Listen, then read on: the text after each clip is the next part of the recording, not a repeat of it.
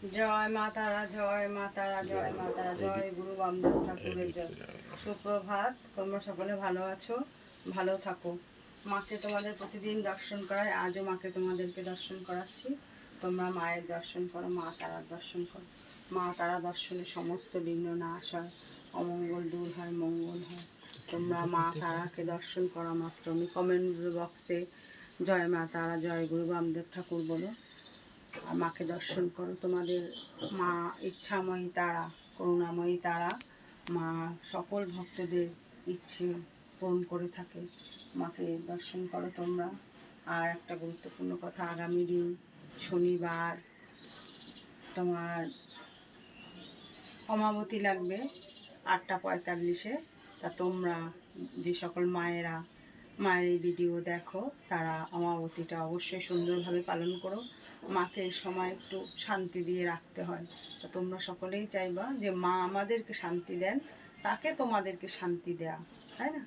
তা তোমরা সবাই মাকে ভালোভাবে যেন মা এই অমাবতী পালন করতে পারে, সেই ব্যবস্থা তোমরা করবে।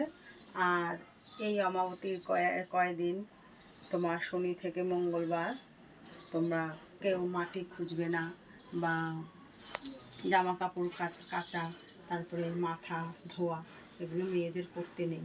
এগুলো তোমরা পারলে একটু মেনে চলো, তাহলে মেয়েদের, আশা করি তোমরা যে সমস্ত মায়েরা আমার মায়ের ভক্ত, তোমাদের সকলের মঙ্গলই হবে, অমঙ্গল হবে না। মা কিন্তু সবসময় আমাদের রক্ষা করে রাখে, সারাটা বছর ধরে সবাইকে দিয়ে যায়। তা তোমরাও মাকে এই 3টে দিন, 3.5 দিন তোমরা একটু মা যেন ভালো থাকে সেই রকমভাবে পালন করো, দর্শন করো মাকে।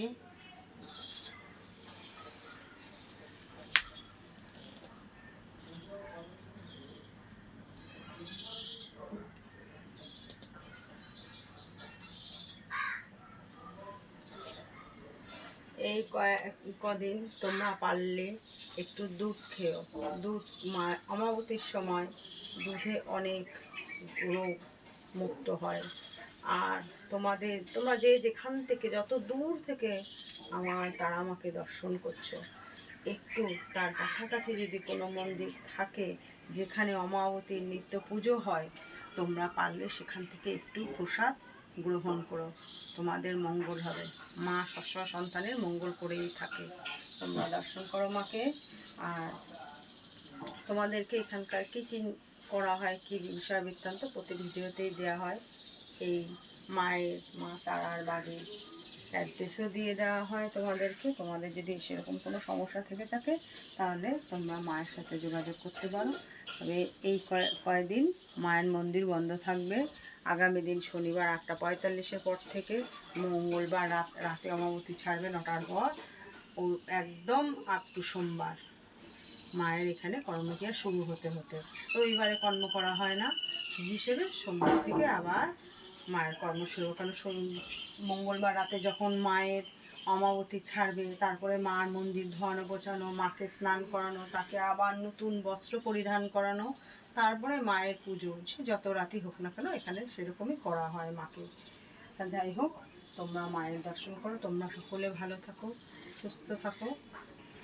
জয় গুরু বামদেব ঠাকুর, জয় মা তারা।